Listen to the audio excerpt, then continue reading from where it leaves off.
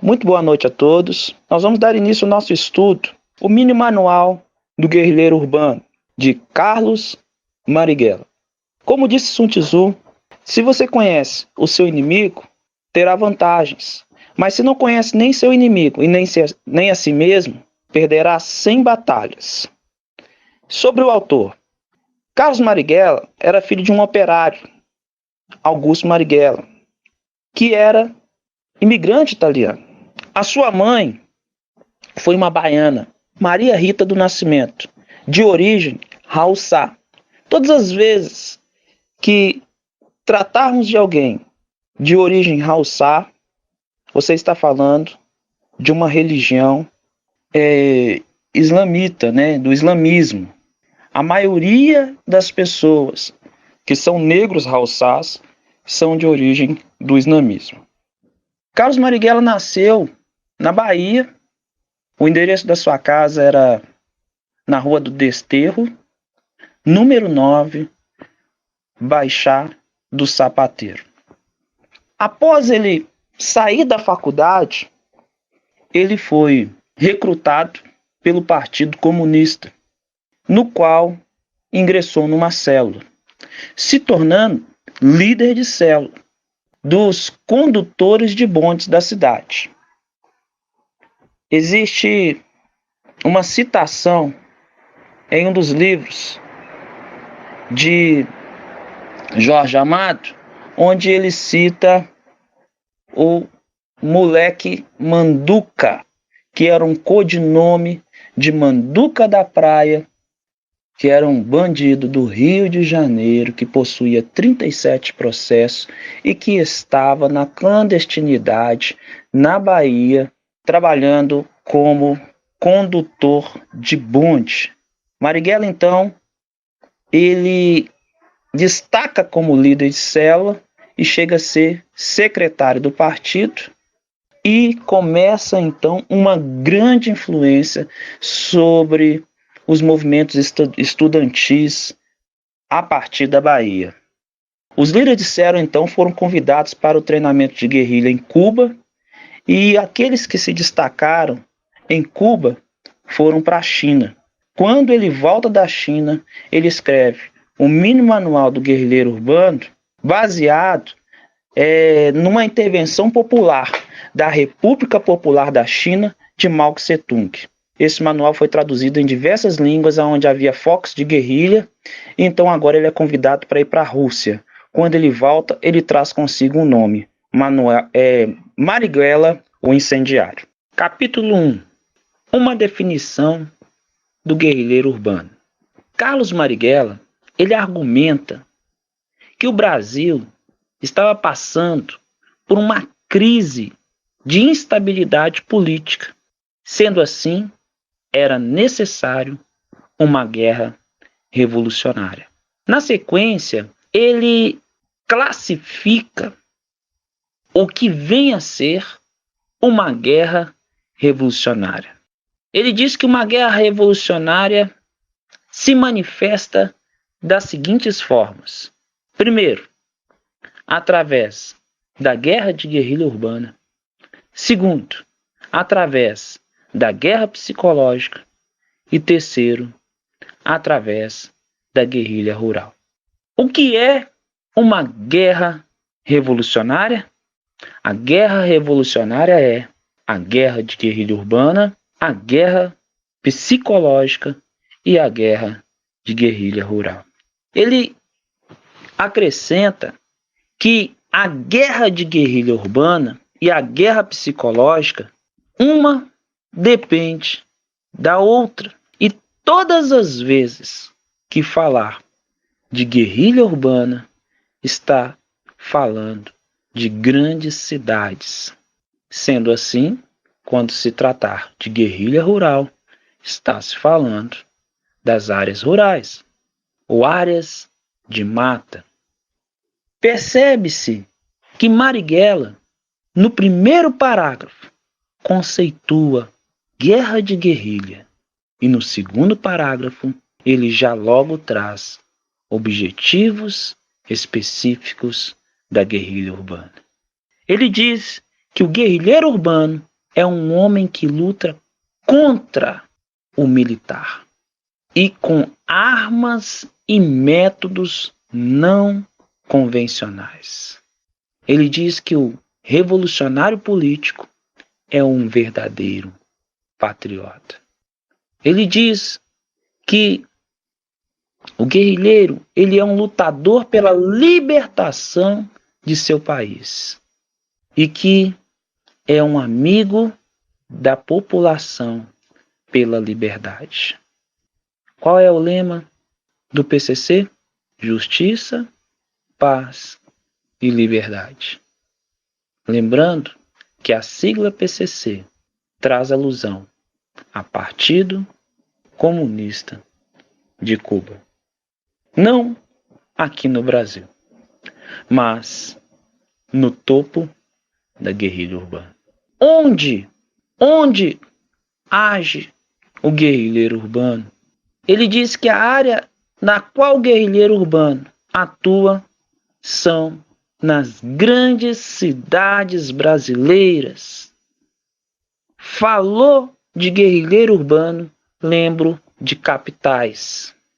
Lembrando que Marighella era um baiano que vai para a clandestinidade ou que cai na clandestinidade e que fica entre Rio e São Paulo, se tornando um dirigente do Partido Comunista. Esse manual do guerrilheiro urbano, ele é tão eficaz e ofensivo e perigoso que na sequência Marighella ensina que as armas do guerrilheiro urbano são inferiores e por isso ele deve atacar e sobreviver.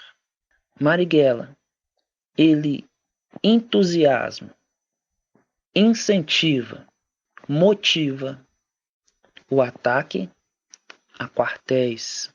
Diz que o guerrilheiro urbano tem que capturar ou desviar armas do inimigo para poder lutar. E aí argumenta, devido às suas armas não serem uniformes. E aí o guerrilheiro urbano teria uma variedade de armas e uma dificuldade com esses diferentes calibres em conseguir munições o suficiente. Por isso que o guerrilheiro urbano deve atacar quartéis. E porque o guerrilheiro urbano tem dificuldade de treinar, porque está na clandestinidade, está em condicional, então não deve errar um tiro. Ele diz que o guerrilheiro urbano nem sempre é possível antecipar. E por isso ele não pode se deixar confundir ou esperar por ordens. Aqui ele enfatiza que um guerrilheiro urbano deve tomar iniciativa. E tomar iniciativa é melhor do que cometer erros atuando a não tomar iniciativas, por medo de cometer erros. E que sem iniciativa não pode haver a guerrilha urbana. Partindo para o final, ele fala sobre qualidades importantes de um guerrilheiro. O Marighella, ele compara um guerrilheiro urbano a um sobrevivencialista altamente disciplinado. E ele chama de qualidades, sendo a primeira, que o guerrilheiro urbano possa caminhar bastante. Segundo, que ele seja resistente à fadiga, que ele possa aguentar pressão. Terceiro, que ele suporte a fome. Quarto, que ele suporte a chuva. Quinto, que ele suporte o calor. Sexto, que ele saiba como se esconder. Sétimo, que ele saiba como vigiar. Oitavo, que ele saiba como conquistar e que possa ter a arte da paciência ilimitada. Nono, que ele possa ser calmo e tranquilo nas piores condições e circunstâncias. E por último, 10º, que ele nunca deixe pistas ou traços. Na conclusão do capítulo 1, Marighella, ele diz o que não é o guerrilheiro urbano. Que o guerrilheiro urbano não é um homem de negócios e que não é um artista numa obra. Ele coloca do lado de um bandido a figura do contra-revolucionário. Nesse parágrafo, Marighella ele ataca diretamente as forças de segurança, chamando a polícia ou direitistas de contra-revolucionários, e ele alinha os bandidos aos direitistas, os direitistas como se fossem bandidos.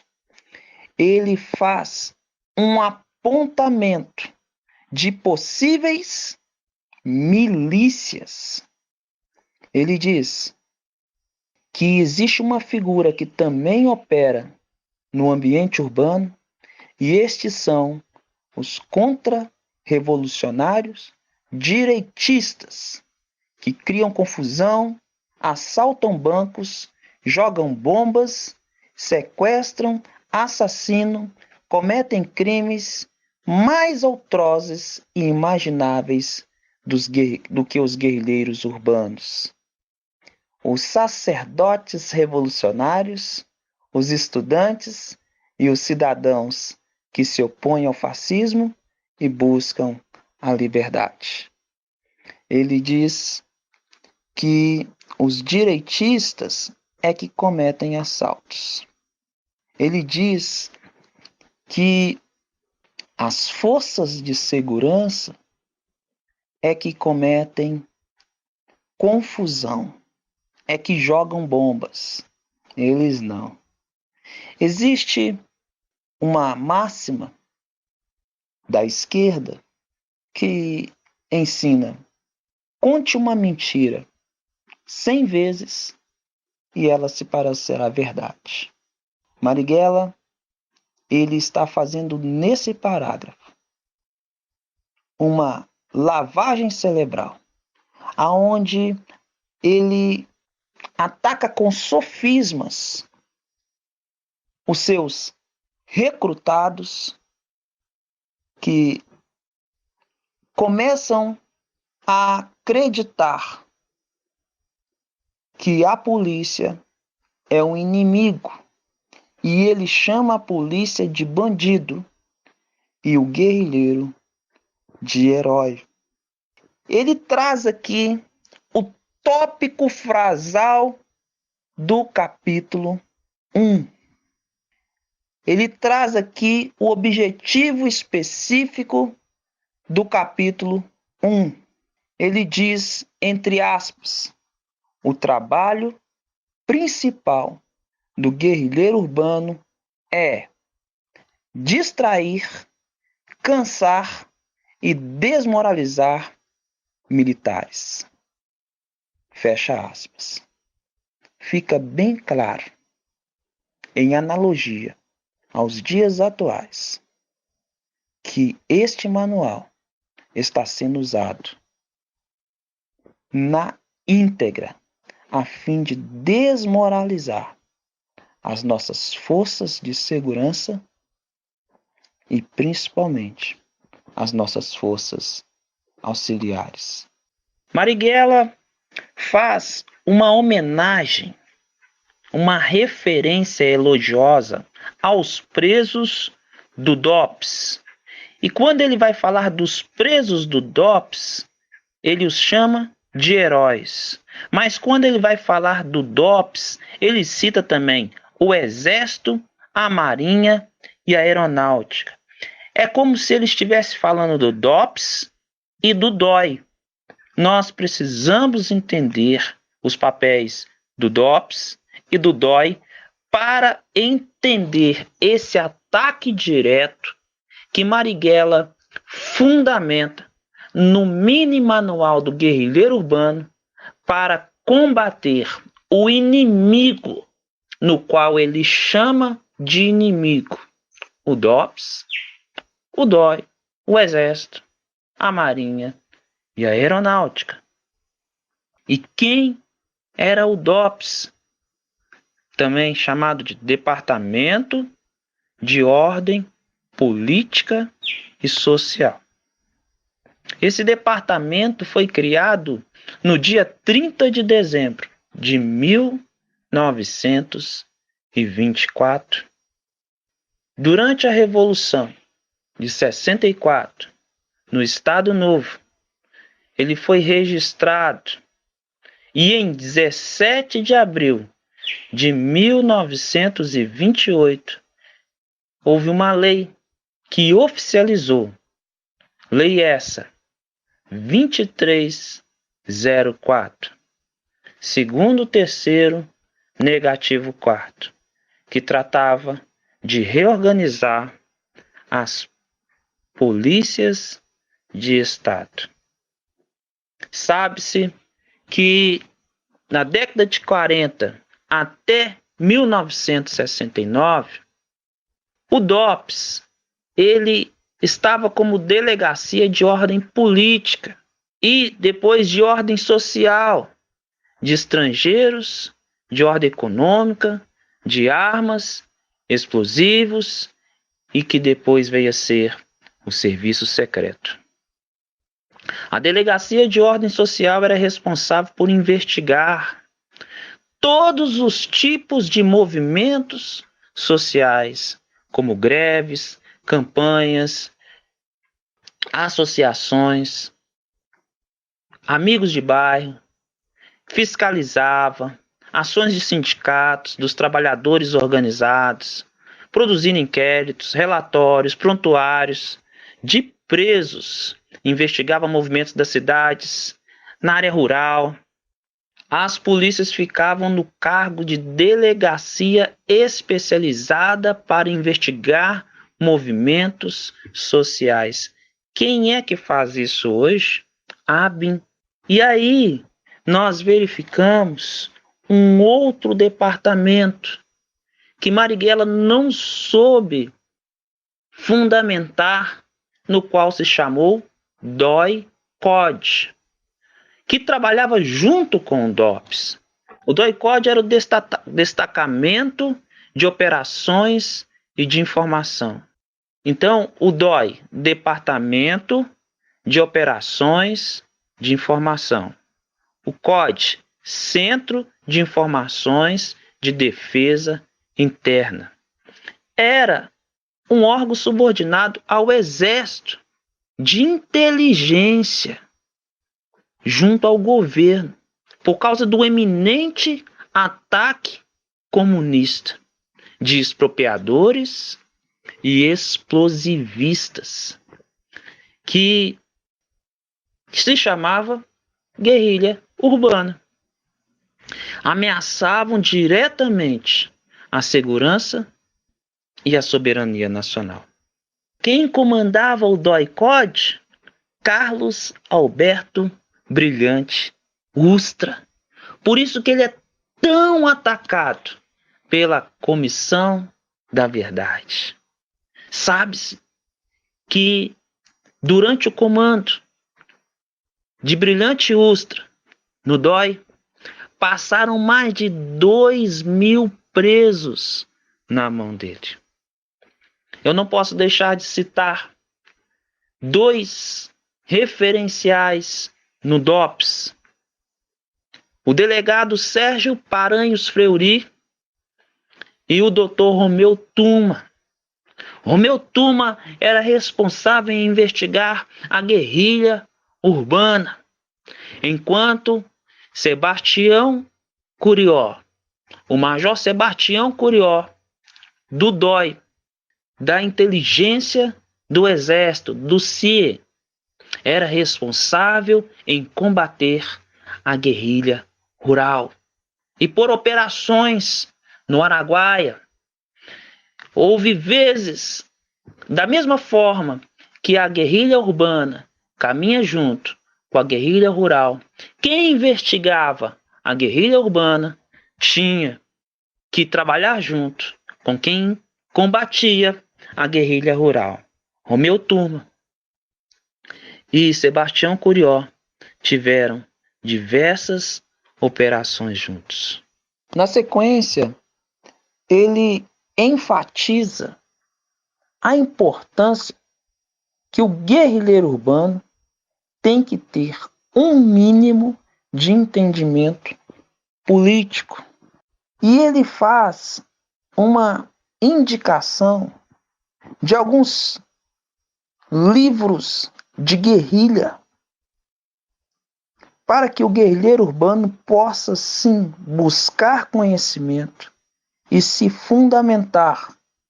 Entre eles, ele aponta Guerra de Guerrilha, de Che Guevara, Memórias de um Terrorista, e ele vai citando jornais, O Guerrilheiro, Princípios Estratégicos, Táticos para Camaradas.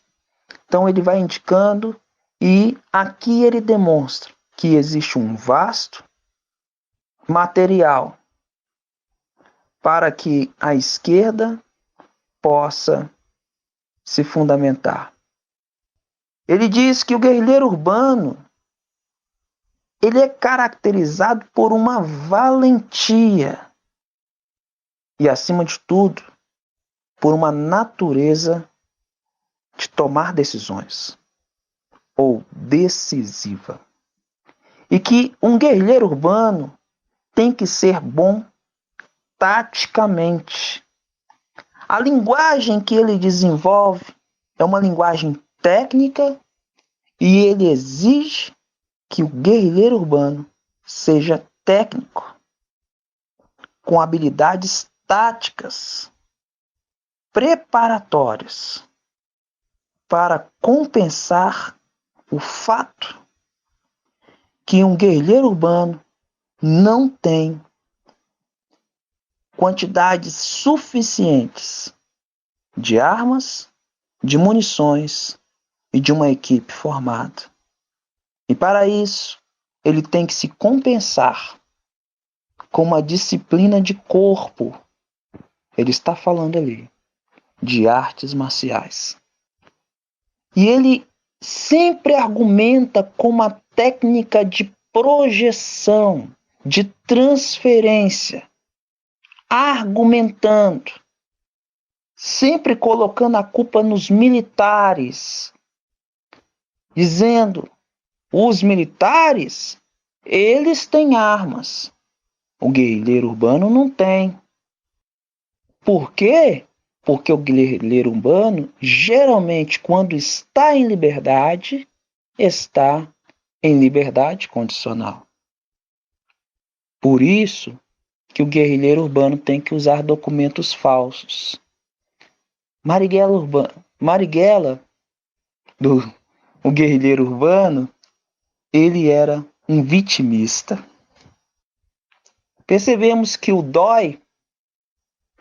DOPS, nesse período onde que o Estado desenvolveu o Departamento de Fiscalização e Combate a esses movimentos de guerrilha, apenas com células.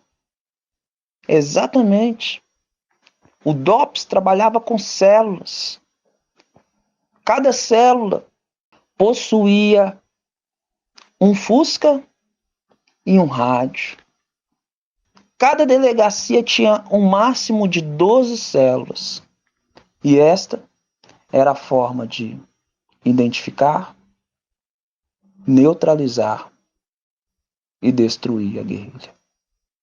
Com um Fusquinha e um rádio. O DOPS, o DOI, o COD, o CIE fazia um excelente trabalho.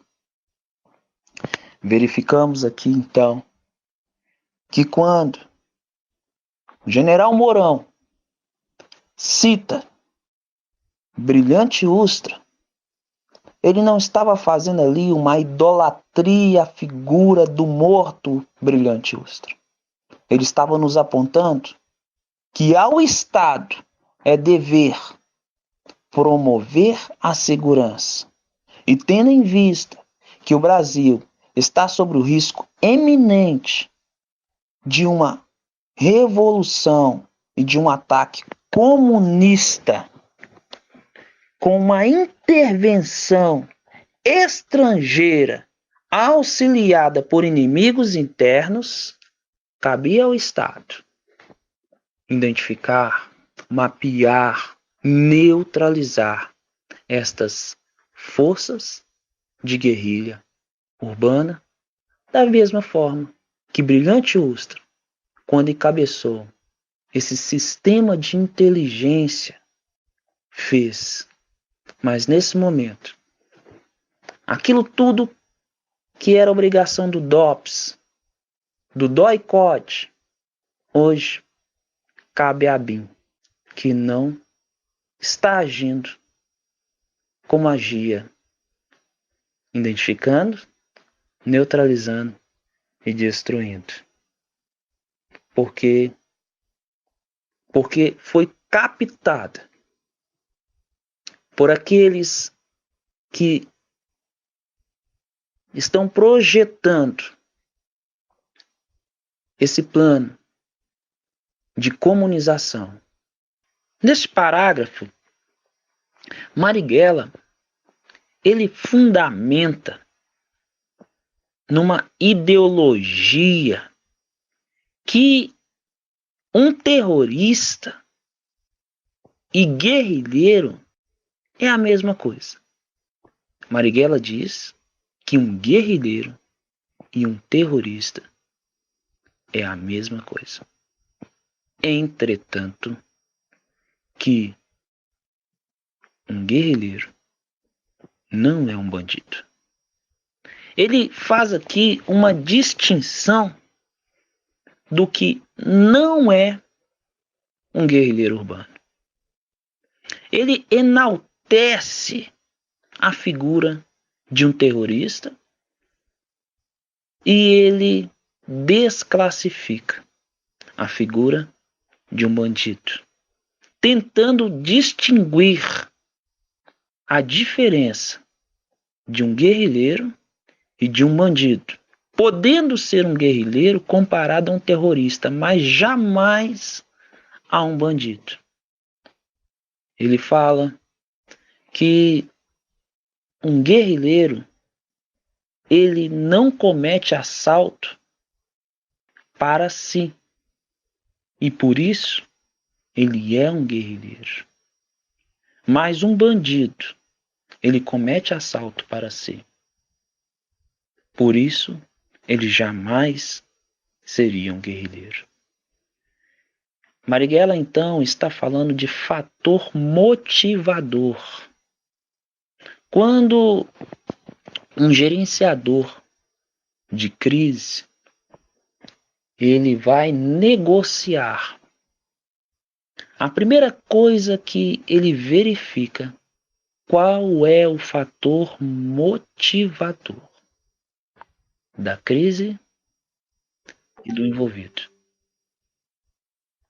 Marighella continua explicando que um guerrilheiro não tem interesses próprios e que um guerrilheiro comete sim expropriações, mas estas expropriações têm uma meta, e esta meta é uma meta política, é uma causa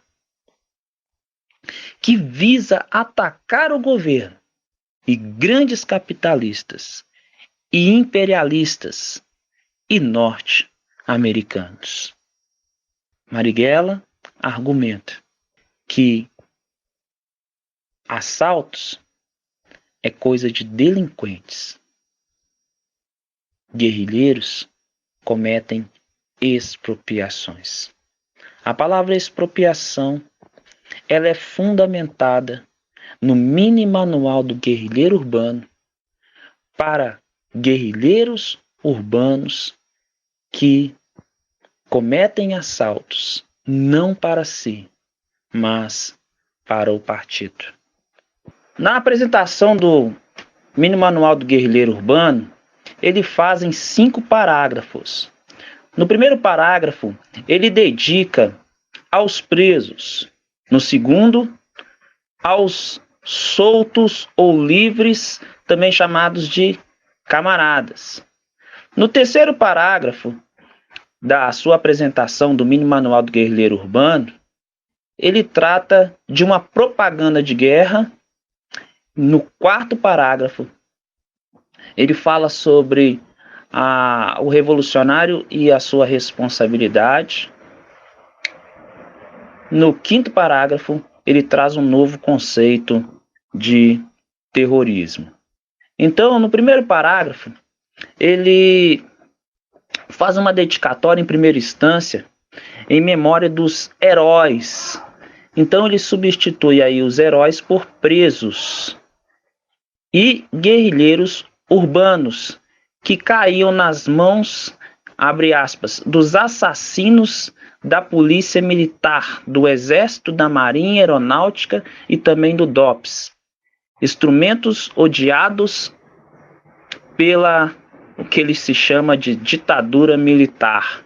Então, o primeiro parágrafo, ele faz uma referência elogiosa aos presos chamados de heróis, aqueles presos que foram presos do DOPS, porque o DOPS, ele trabalhava entre as interagências.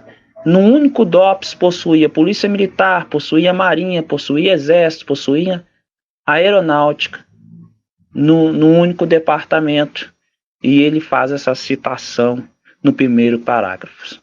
No segundo parágrafo, ele faz uma homenagem aos camaradas livres.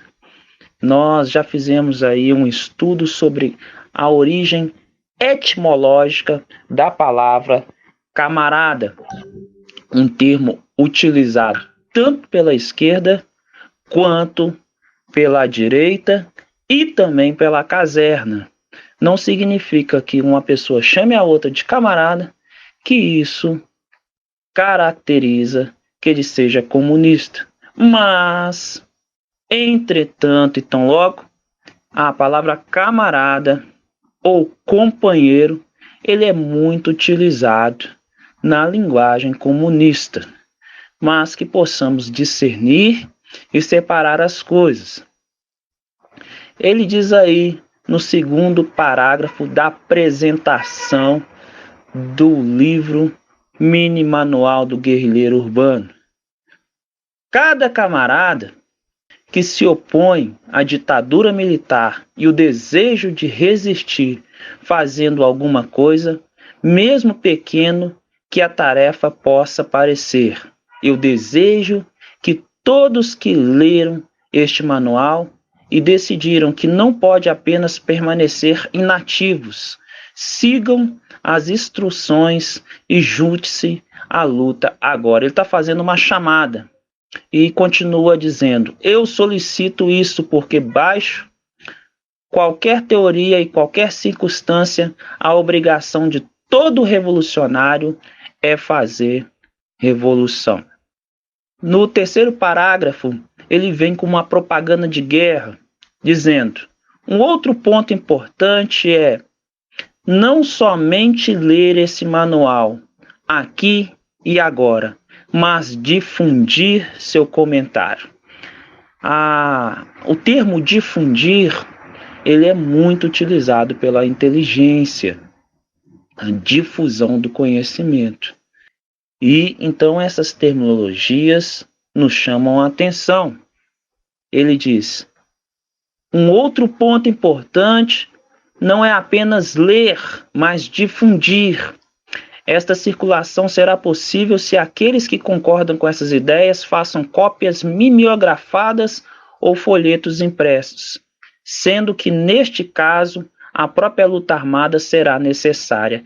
Havia uma guerra de guerrilha desorganizada e ele estava agora trazendo esses manuais.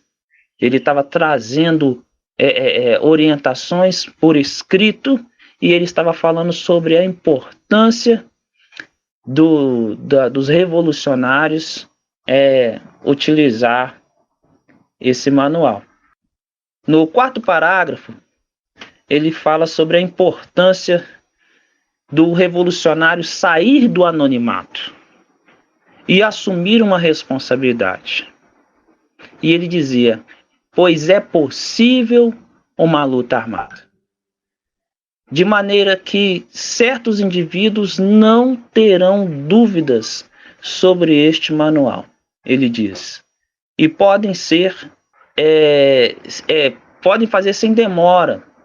E ele traz aqui, neste quarto parágrafo da apresentação, a importância do revolucionário sair do anonimato e de se compromissar com a causa. Logo no quinto parágrafo, ele traz um novo conceito de terrorismo. A causa de violência ou terrorismo, sem demora, tem um significado negativo. Ele tem adquirido uma nova roupagem, dizendo ele que o terrorismo tem adquirido uma nova roupagem, ou uma nova cor. Ele não divide, ele não desacredita, pelo contrário, ele representa o centro da atenção. Ele acrescenta: hoje, ser violento ou ser um terrorista é uma qualidade que enobrece qualquer pessoa honrada, porque é um ato digno de um revolucionário enganjado na luta armada contra a vergonhosa ditadura e suas atrocidades.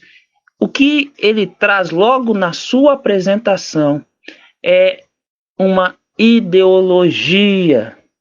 Ele traz sofisma, né?